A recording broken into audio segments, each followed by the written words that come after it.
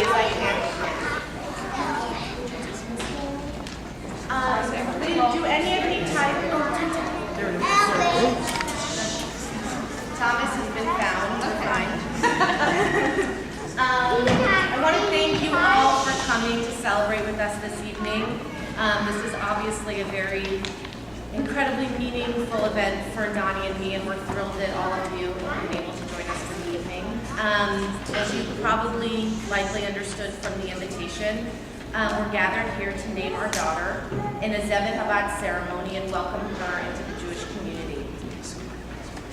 When preparing for the birth of both of our children, Donnie and I, like thousands of other Jewish parents, were committed to celebrating the birth of our child, girl or boy, with our community.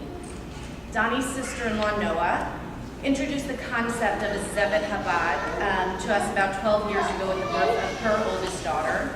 And Noah spent a tremendous amount of time researching the topic and developing a ceremony that combined traditional and new texts. So the text that we're actually using today that you have in front of you is largely based on the text that Noah compiled years ago. However, the tradition of having a naming ceremony for a newborn Jewish girl itself has been around for hundreds of years and has a very long and interesting history. And we're privileged tonight to have Rachel Cole-Feingold, our dear friend, and the Education and Ritual Director of Anshe Shalom here with us tonight to provide some historical context for the ceremony and give us an overview of the blessings and the prayers that we'll be saying tonight. But before I hand it over to her, I just want to thank her for being here tonight and agreeing to speak. She has been a true spiritual leader for Donnie and me during our time in Chicago. And as many of you can probably tell, she is ready to give birth to her own child any second now. But I think I'm probably the only one that's happy that she's a few days late. So. And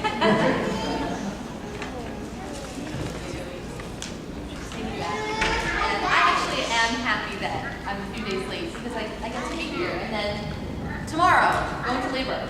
Ready? Tonight. Thank you, and welcome everyone. Welcome to Anshe Shalom. It's just wonderful to see a Zeved ceremony, which really, at least the first since I got here to Anshe Shalom, so it's been a couple of years. And as Ashlyn said, the Zeved has a very rich history. What's interesting is that because there's no halachic requirement to do any sort of official ritual to name your daughter, the way that there is for a son. We obviously have a Brit Milah. Because of that, some people feel somewhat disappointed about that, and yet others throughout history have seen that as an opportunity, sort of a vacuum to be filled, an opportunity to creatively think about what would I like to wish for my daughter, and how would I like to welcome her into the Brit, the covenant of the Jewish people. And so there have been ceremonies. The term Zeved actually stems from the Sephardic custom that arose to have a ceremony in which the birth of a daughter is celebrated and the naming happens. But there were customs that arose in Germany as well as in Italy throughout the centuries. And the Zeved ceremony sometimes has looked a little bit like a Brit Milah ceremony, but at other times has been really unique.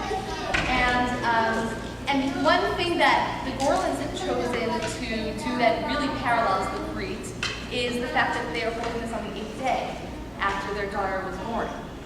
And so, just to frame that in terms of being the 8th day, what was it? Obviously, the 7 days of creation are something that are laid out for us in the Torah. What was it that was created on the 8th day? What is it about new life on the 8th day that comes into being that hasn't been there before?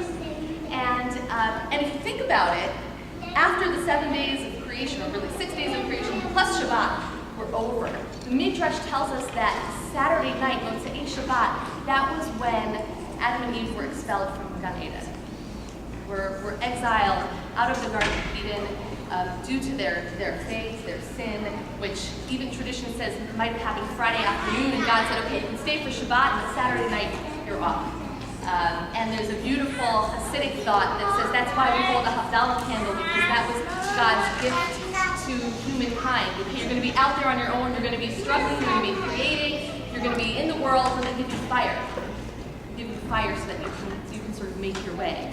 And so day 8 was the first day of being out there as creators ourselves, out there in the world as human beings, and not necessarily sheltered inside the womb of Eden, so to speak. It was our first venturing forth as human actors in the world.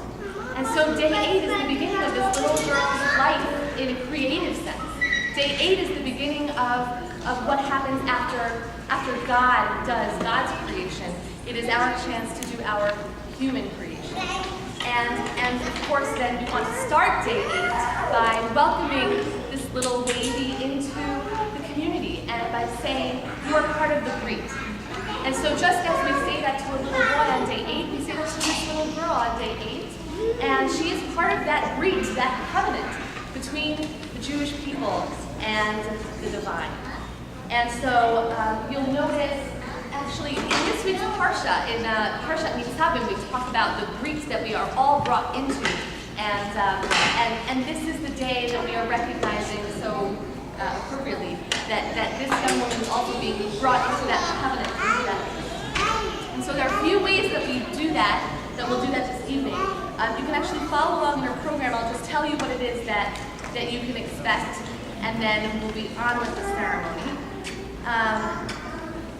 We'll start with actually the little baby's grandmas are going to carry her into the room, or one of the grandmas, carry her into the room, and we'll recite, the grandmas will recite, grandmas, bubbies, saptas,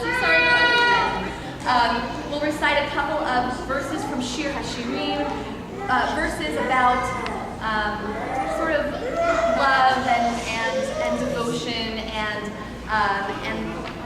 Achati Yonati, the second verse specifically, often said when this is the first daughter or the only daughter, she is unique. So that's sort of our introduction.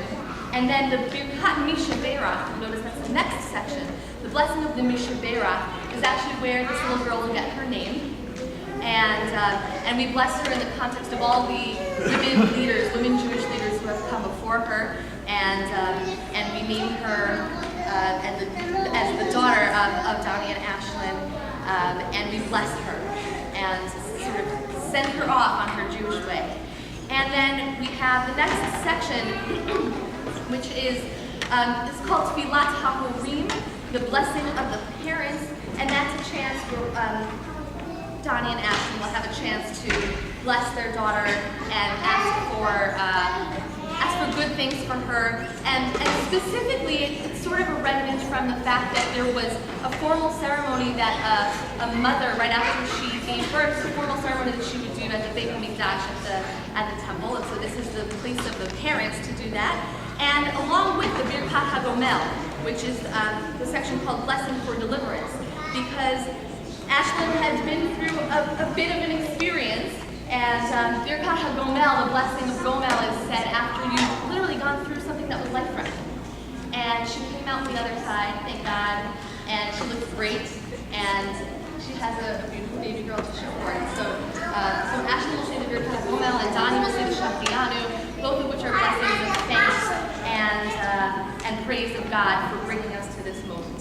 The Harachamans at the end are also blessings that I understand the grandpas will offer to our little baby girl, and then we'll hear about her name. We'll hear why she's called what she's called, and we'll send her off with some more wishes.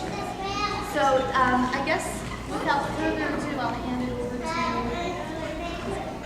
our host. But Mazel Tov and really best.